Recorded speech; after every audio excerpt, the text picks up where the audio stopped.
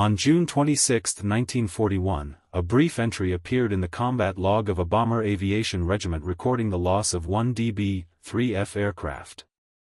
In the column marked Cause, it stated, "Hit by anti-aircraft fire during an attack on an enemy column." Time of departure, mission area, crew composition were entered according to the established format. The aircraft did not return. In the same operational summary, an explosion and fire were reported on a highway among German vehicles. Other crews reported a burning bomber descending without changing course. Radio contact was lost before the attack was completed. No parachutes were observed in the air. Several days later, identical formulations began to appear in different documents, but with varying levels of detail. Some recorded only the fact of the crew's death. Others noted the direction of flight in the final moments. No technical investigation was conducted. The wreckage was not examined. The crash site remained beyond the front line. All subsequent entries relied on the same few eyewitness statements recorded in the first hours after the sortie. They were neither expanded nor clarified. At the same time, the wording in later documents became more precise, although no new sources of information appeared. The entry remained in the register. The event remained in the reports. The aircraft remained listed as a loss. But what occurred between the moment the aircraft was hit and the explosion on the ground was never recorded in a separate document. In the late 1930s and early 1940s, the Red Army Air Force operated within a system defined by centralized planning, standardized training programs, and regulated operational procedures. Aviation units were formed, staffed, and supplied according to directives issued by the People's Commissariat of Defense. Personnel records, flight logs, and unit orders documented the assignment, movement, and readiness of crews and aircraft. Within this structure served Nikolai Frantsevich Gastello, born in 1907, a career military pilot whose service record reflected the standard progression of an Air Force officer of his cohort. Gastello entered military aviation through established training institutions that prepared pilots for service in bomber and reconnaissance units. Training emphasized aircraft handling, navigation, formation flying, and adherence to operational instructions. Records indicate that he completed the required courses and was assigned to operational units equipped with twin-engine bombers. His service postings followed the routine rotation and reassignment practices of the period, with movements determined by staffing needs and operational planning. By 1941, Gastello held the rank of captain and served as a pilot in a bomber aviation regiment stationed in the western military districts of the Soviet Union. These districts had been reorganized in accordance with pre-war defensive planning, and air units were deployed to airfields positioned to support ground forces. Aircraft were dispersed across forward bases, with maintenance, fuel storage, and ammunition supply arranged under peacetime regulations that were modified as tensions increased along the western border. The primary aircraft type assigned to Gastello's regiment was the DB-3F bomber, later designated the IL-4. This aircraft was designed for medium-range bombing missions and carried a crew consisting of a pilot, navigator, radio operator, and gunner. The DB-3F was powered by two engines and constructed with metal airframe components. Standard armament included internal and external bomb loads and defensive machine guns. Operational manual specified procedures for takeoff, navigation to target areas, bomb release, and return to base, as well as emergency actions in the event of damage or fire. In the months preceding June 1941, air units conducted routine training flights, navigation exercises, and maintenance inspections. Flight crews maintained readiness through scheduled sorties, while ground crews performed engine servicing, airframe inspections, and armament checks. Orders issued at the regimental and divisional levels addressed fuel conservation, aircraft dispersal, and camouflage measures. Reports from this period document increased alertness but continued adherence to peacetime flight schedules.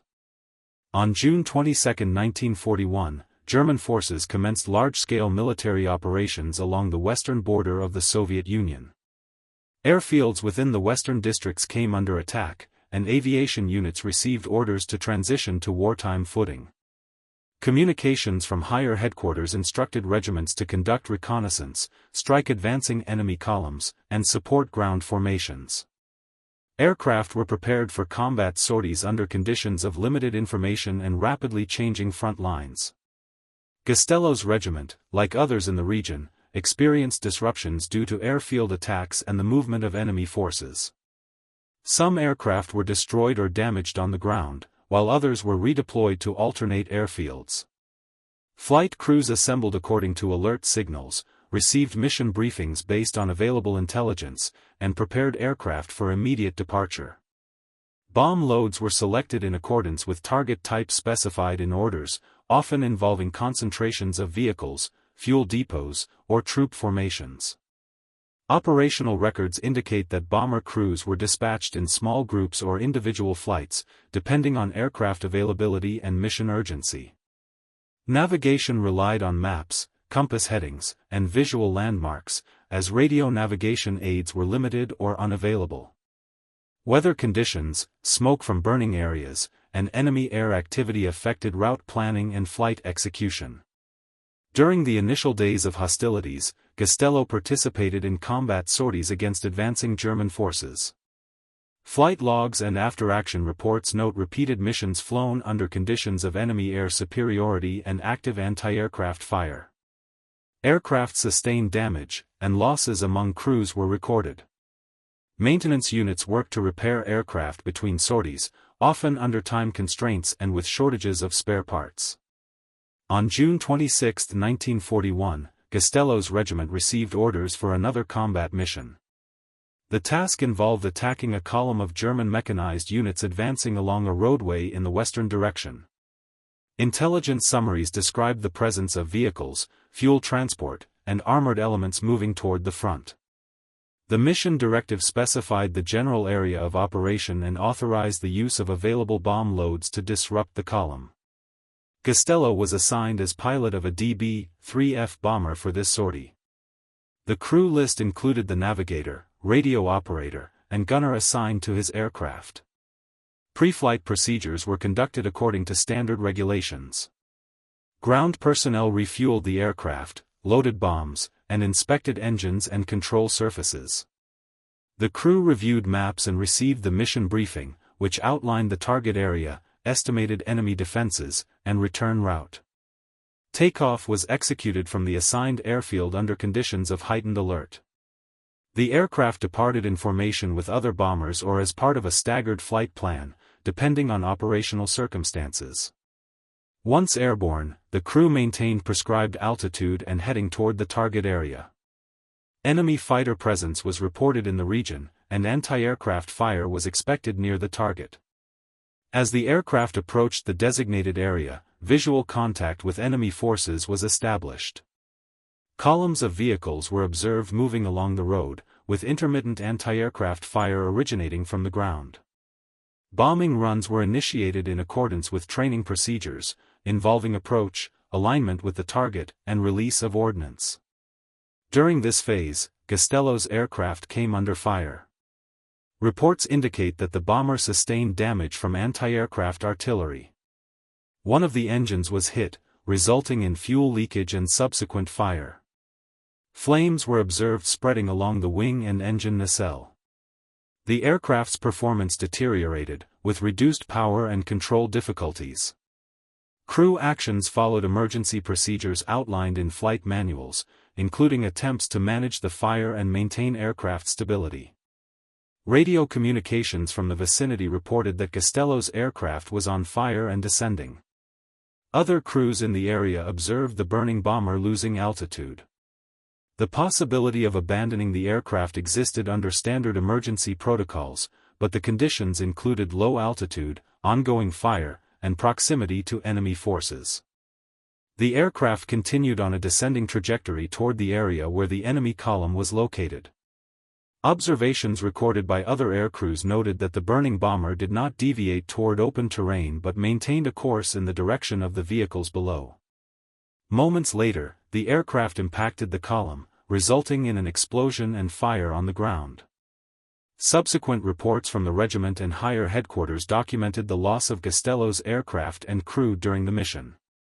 Initial summaries described the circumstances of the aircraft being hit, catching fire, and crashing into enemy forces. These reports were compiled based on eyewitness accounts from other pilots, radio transmissions, and battlefield observations. In the days following the mission, regimental records were updated to reflect the loss. Personnel files noted Gastello and his crew as killed in action. Operational summaries included references to the destruction caused at the target site, as observed from the air and inferred from the explosion. The information was forwarded through command channels in accordance with reporting procedures. During this period, air units continued to conduct combat operations under similar conditions, with limited respite between sorties. The documentation of Gastello's final mission was integrated into routine wartime record-keeping, alongside numerous other reports of losses and engagements occurring during the same phase of operations. The narrative of events as recorded in June 1941 reflects the sequence of actions taken by the air unit, the damage sustained by the aircraft, and the final outcome of the mission. These records were produced within the constraints of wartime communication and observation, relying on immediate reports rather than subsequent analysis. Following the events of June 26, 1941, aviation units operating in the Western Operational Zone continued to function under conditions of sustained combat pressure. Regimental headquarters compiled loss reports, aircraft status summaries, and mission logs on a daily basis. These documents were transmitted upward through divisional and Army aviation command structures.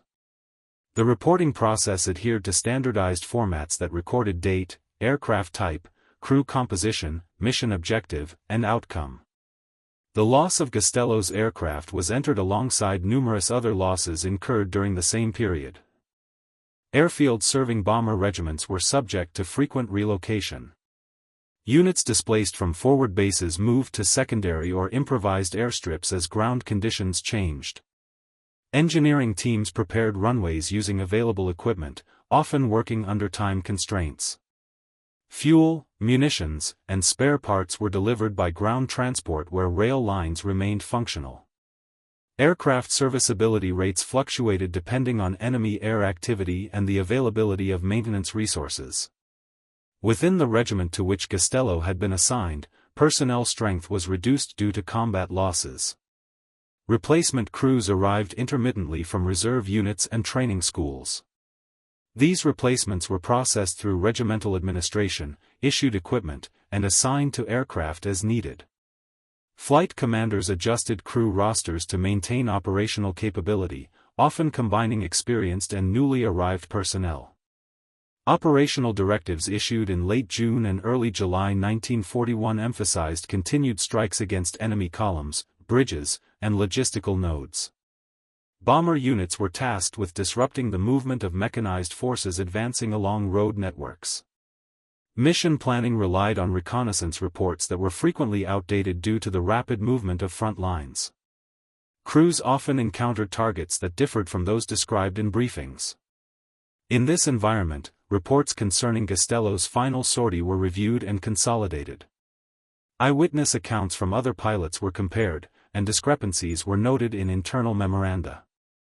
Some reports emphasized the aircraft's engine fire and loss of control, while others focused on the observed impact into the enemy column.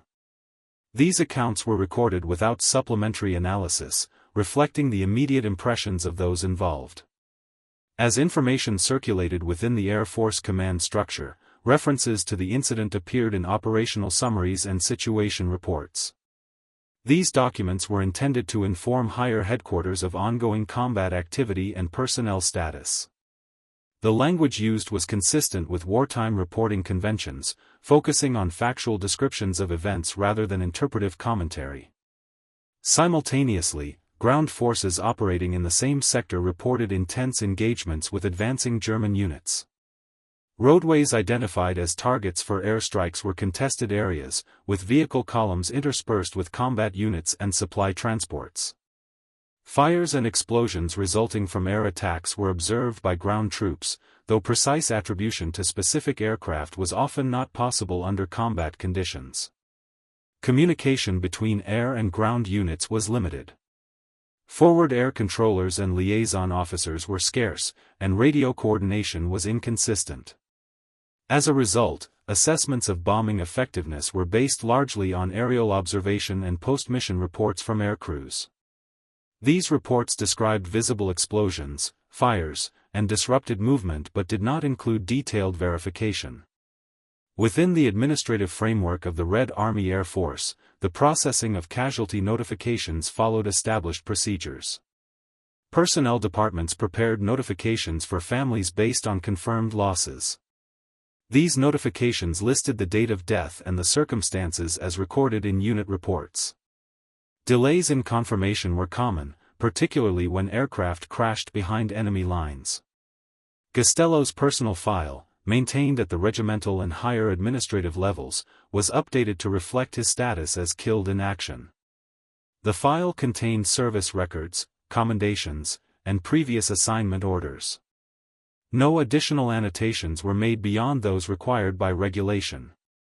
During July 1941, as combat operations intensified, references to individual sorties and losses became part of broader summaries covering entire units and formations. The scale of operations and the frequency of engagements resulted in extensive documentation. Clerical staff worked continuously to compile, duplicate, and forward reports using typewriters and handwritten forms. At the same time, the Soviet information apparatus began collecting material for dissemination to other military units and, selectively, to civilian audiences. Reports of combat actions were reviewed by political departments attached to military formations. These departments were responsible for maintaining morale and distributing approved information.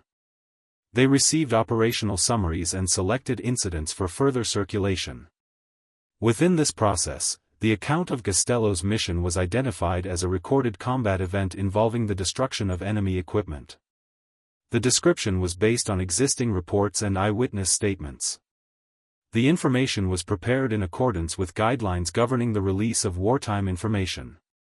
The emphasis remained on the factual sequence of events as recorded at the time. Printed bulletins and internal newsletters circulated among military units included brief notices of combat actions. These notices followed standardized phrasing and avoided operational details that could compromise security. The mention of individual names occurred when authorized and supported by documentation. As the summer of 1941 progressed, air units continued to experience heavy attrition. Training schools accelerated pilot instruction programs to meet demand. Graduates were assigned to frontline units with minimal delay. The cycle of loss and replacement became a routine aspect of Air Force operations during this phase. Aircraft types in service, including the DB-3F, operated at the limits of their endurance under combat conditions. Maintenance logs recorded increased engine failures, structural damage, and wear. Crews adapted to flying with incomplete instrumentation or temporary repairs. Emergency procedures were frequently employed during missions. Reports from this period include numerous instances of aircraft damaged by anti-aircraft fire returning to base or making forced landings. Other aircraft were lost without survivors. Each incident was documented according to available information, with follow-up investigations conducted when circumstances permitted. The record of Gastello's final mission remained consistent across subsequent references. The aircraft was hit during an attack on an enemy column, caught fire, and crashed in the target area. Variations in detail reflected differences in observation rather than revisions of the core account. No additional evidence was introduced beyond what had been recorded in the immediate aftermath. As command attention shifted to stabilizing the front and organizing defensive operations, earlier reports were archived within unit records. These archives consisted of paper files stored at regimental, divisional, and Army headquarters. Access to these files was limited to authorized personnel. Throughout this period, the Air Force maintained its operational tempo. Sorties continued daily, often under adverse weather conditions and with limited fighter cover.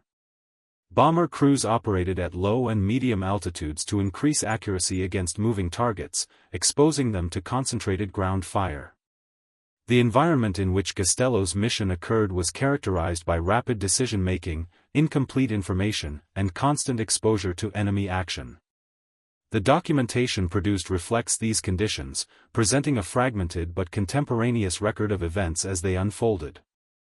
No subsequent amendments were made to the original loss report during this phase. The entry remained part of the cumulative record of combat operations conducted by the regiment in June 1941. By mid-July 1941, the operational environment of the Red Army Air Force in the western direction remained unstable. Front lines continued to shift, and air units adjusted basing and mission profiles accordingly. Aviation headquarters issued updated orders reflecting changes in enemy dispositions and the need to support ground forces engaged in defensive actions. Bomber regiments received tasking that emphasized attacks on road traffic, rail junctions, crossings, and concentrations of equipment identified by reconnaissance.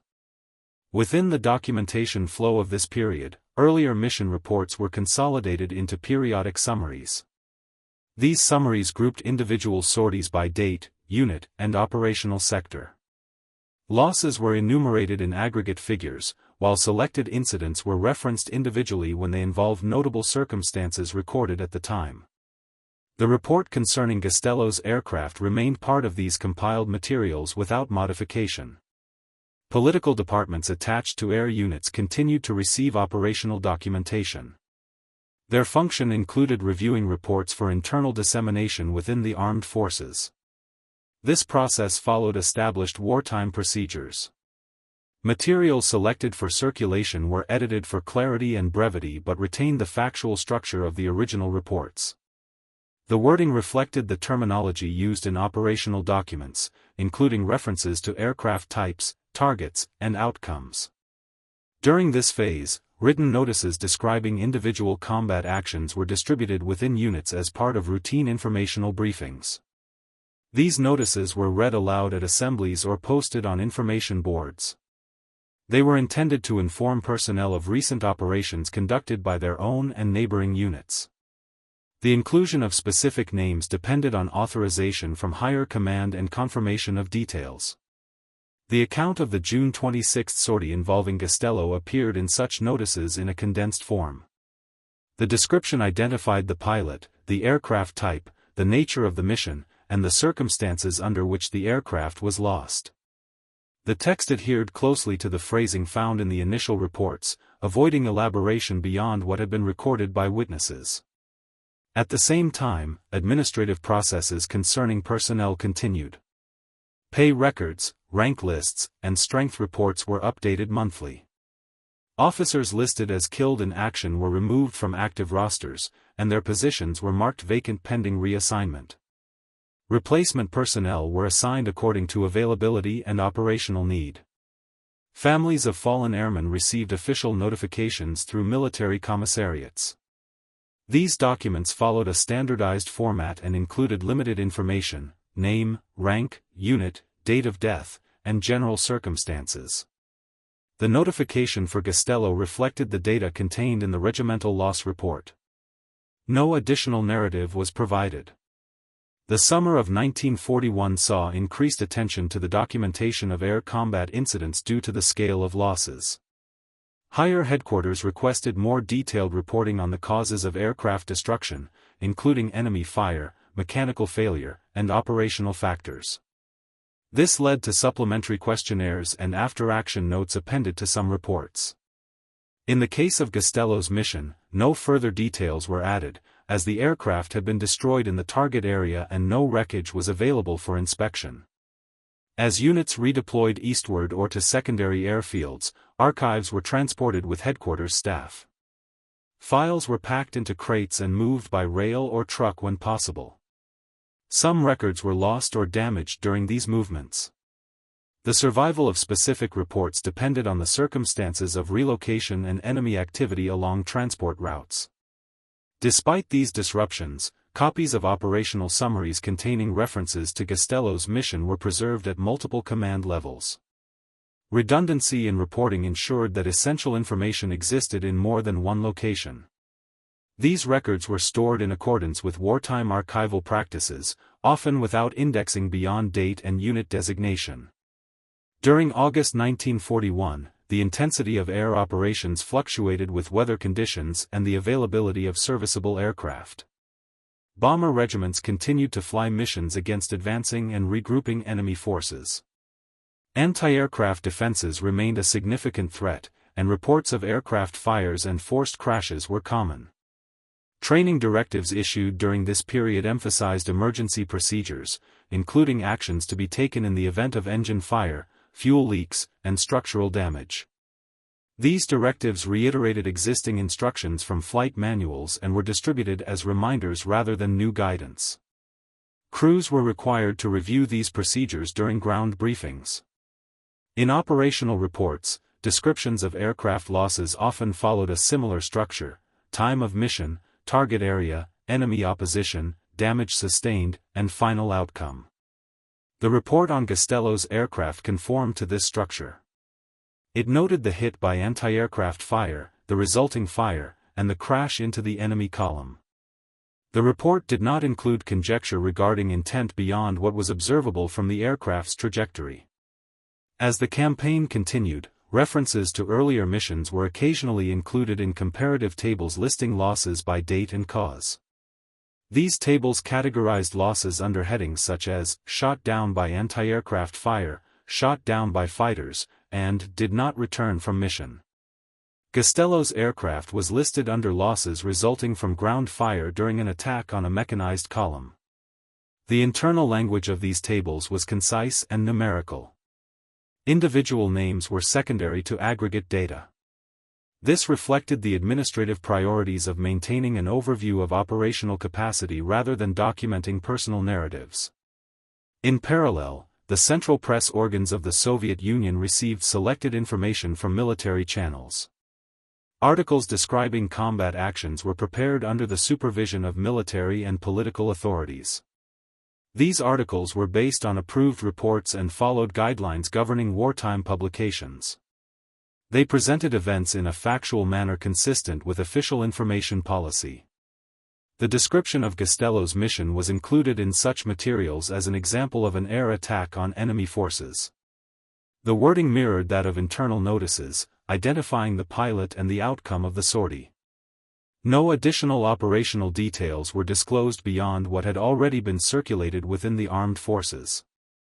Throughout this process, the original eyewitness accounts remained the primary source of information.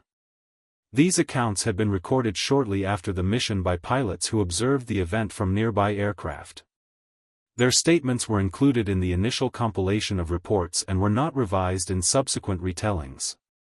The absence of surviving crew members or recoverable wreckage limited the scope of factual verification. As a result, the recorded sequence of events remained unchanged. This was consistent with other cases in which aircraft were lost behind enemy lines or destroyed on impact. By early autumn 1941, the documentation of summer operations was largely complete. Units focused on current missions and preparations for the changing operational situation. Earlier reports were filed and referenced only when required for administrative or informational purposes. The record of Gastello's final flight existed within this body of documentation as one among many entries detailing combat losses and engagements. Its presence in multiple reporting channels ensured consistency across internal records and published notices. The narrative as preserved reflected the immediate wartime understanding of the event, based on available observations and standard reporting practices. No new information concerning the mission emerged during this period.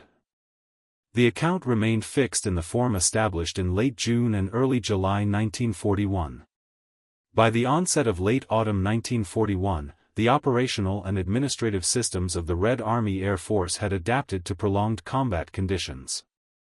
Headquarters staffs functioned with reduced personnel, and documentation practices were simplified where possible to accommodate the volume of ongoing operations. Nevertheless, core reporting requirements remained in force, and records from earlier phases of the campaign continued to circulate when referenced in directives, summaries, or informational materials. Within bomber aviation, attention remained focused on maintaining sortie rates despite material losses.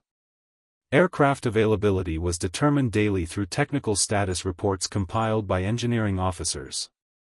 These reports listed serviceable aircraft, those under repair, and those written off as irrecoverable.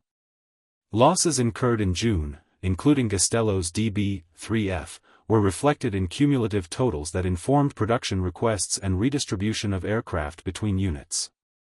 Personnel departments continued to update central registries of officers and enlisted aircrew. These registries were maintained at several levels, including regiment, division, and air army. Each entry included biographical data, training background, service history, and status. Gastello's entry remained unchanged, listing him as killed in action on June 26, 1941 during a combat sortie. No amendments or annotations were added during this period. As the conflict progressed, higher command issued instructions to systematize the collection of accounts describing combat incidents. This initiative aimed to standardize language and ensure consistency across reports originating from different units. Templates were distributed that specified required elements such as date, location, mission objective, enemy opposition, and result. These templates were applied retroactively only when original reports were missing or incomplete. In the case of Gastello's mission, the original report met the required criteria and was not reissued. In parallel, political departments compiled collections of verified combat episodes for use in instructional and informational contexts within the armed forces. These compilations were based exclusively on approved reports and were subject to review. The material included brief descriptions of air and ground engagements, identified by unit and date. The entry describing the June 26 sortie was included in several such collections without alteration to its factual content. Distribution of these materials followed established channels. Copies were sent to air units, military schools, and reserve formations. In these settings, the material was read or posted as part of routine informational work. The text retained the concise, report-based style characteristic of operational documentation. During the same period, investigations into aircraft losses were conducted selectively. Priority was given to cases where mechanical failure or procedural deviation was suspected and where evidence could be recovered. Crashes occurring in enemy-held territory or resulting in complete destruction were generally excluded from detailed investigation due to lack of access. Gastello's aircraft fell into this category, and no technical inquiry was initiated. Medical and casualty services processed records related to fallen personnel. These services maintained lists for statistical purposes, including cause of death and location. The cause associated with Gastello's record was listed as combat loss due to enemy anti-aircraft fire. The location was recorded according to the operational map reference available at the time of reporting. Throughout late 1941 and early 1942, references to earlier combat actions appeared intermittently in orders and circulars addressing conduct, discipline, and operational awareness. Such references serve to illustrate compliance with regulations or the execution of assigned missions. The description of Gastello's mission appeared in some of these documents in abbreviated form, identifying it as an air attack resulting in the destruction of enemy equipment and the loss of the aircraft. The language of these references remained within the boundaries of factual reporting. They did not introduce new details or interpretations beyond those contained in the initial reports. This consistency reflected the controlled nature of wartime documentation and the reliance on primary source material generated at the time of events. In training institutions, instructors responsible for preparing bomber crews used selected operational reports to illustrate mission profiles and enemy defenses encountered at the front. These materials were chosen for their relevance to current conditions rather than for individual distinction. The account of the June 26 mission was included among examples of low-altitude attacks against mechanized columns under anti-aircraft fire. Cadets reviewing these materials were instructed to focus on procedural elements such as approach angles, bomb release timing, and emergency response to damage. The reports were presented as factual descriptions of combat situations encountered by operational units. No additional commentary was attached to the text beyond technical explanations of aircraft systems and enemy weapons. As the war entered its second year, archival practices became more formalized. Central archives began to receive copies of operational reports from earlier periods. These archives organized documents by unit, date, and type. The preservation of records from the summer of 1941, including Gastello's mission report, depended on their transmission to these repositories.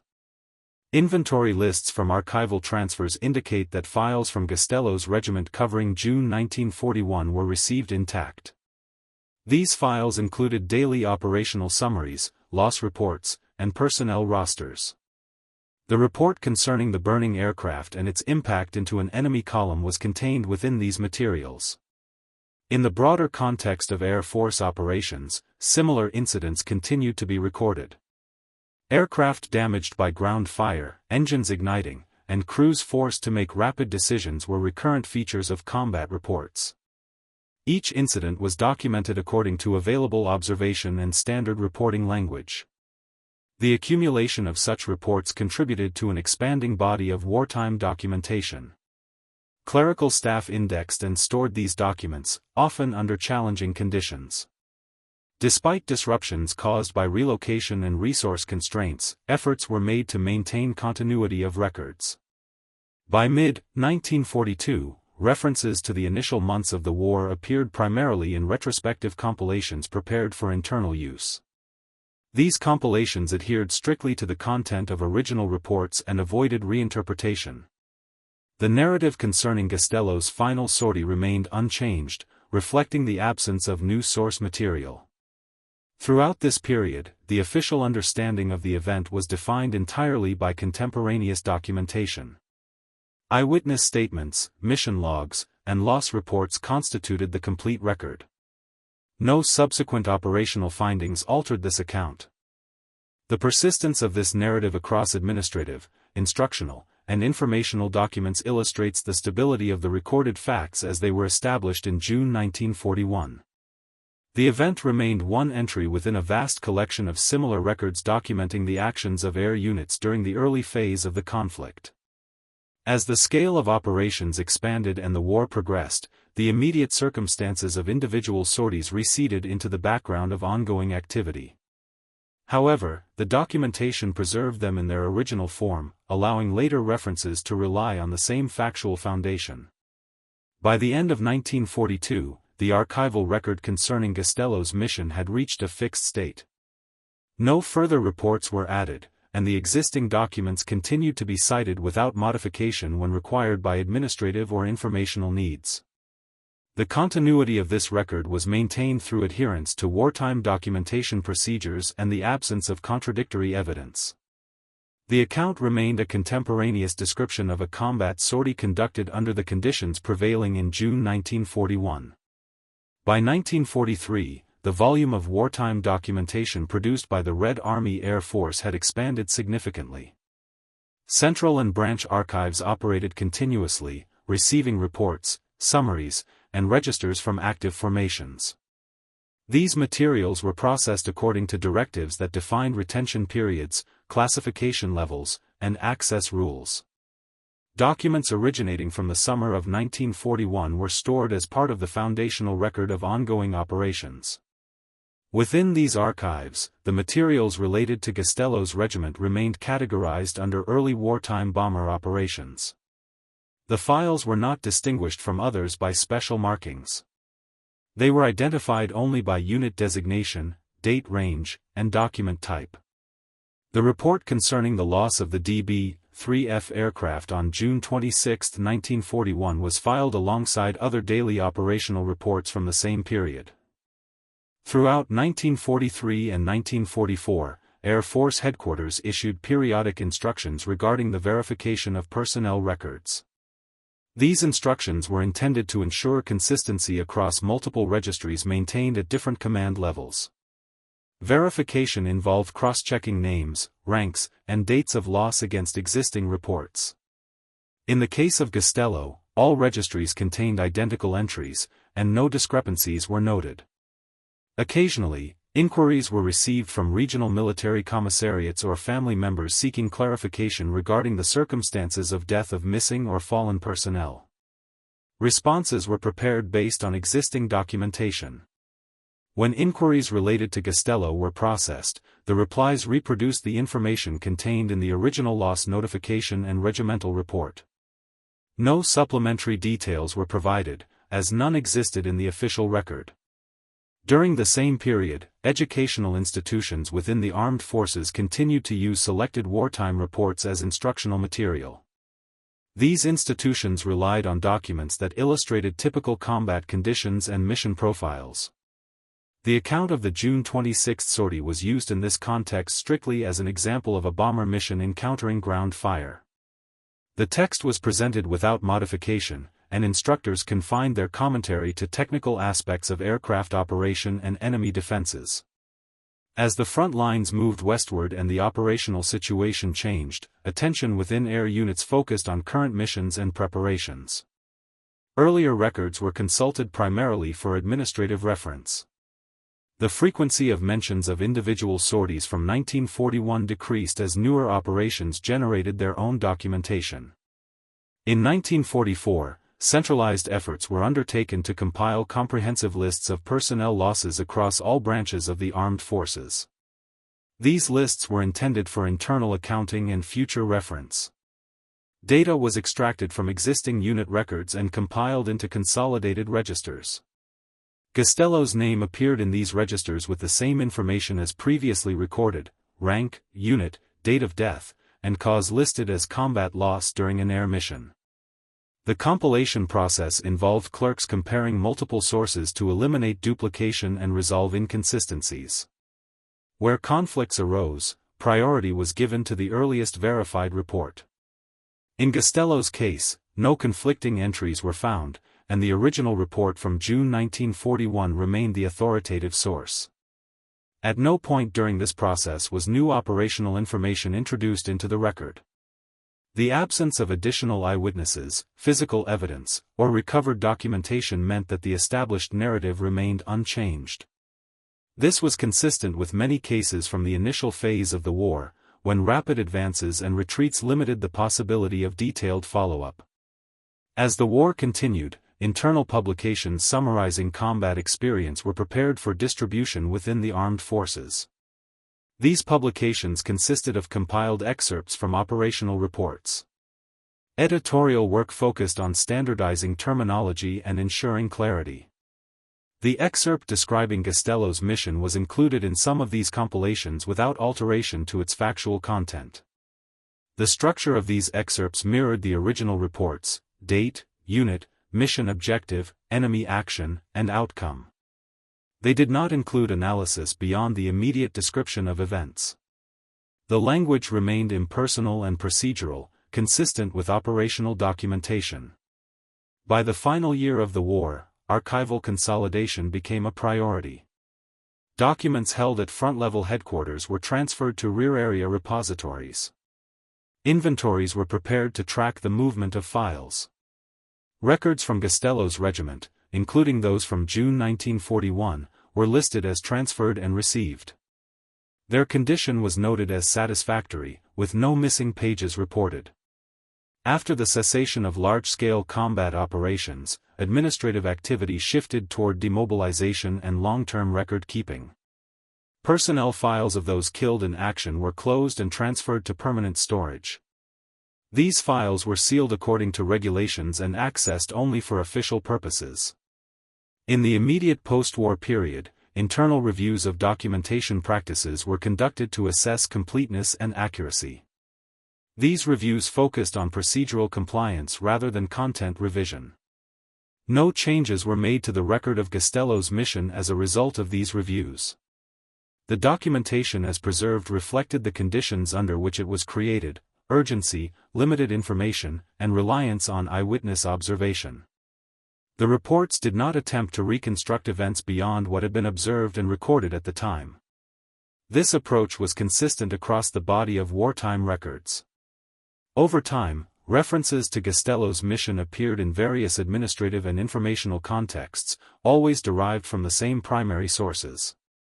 The repetition of the account across documents reinforced its consistency. No alternative versions entered the official record during the wartime or immediate post-war years. The preservation of these documents ensured that the description of the events of June 26, 1941 remained accessible in its original form. The record consisted of mission orders, loss reports, eyewitness statements, and subsequent administrative entries. Together, these materials constituted the complete documented account of the sortie.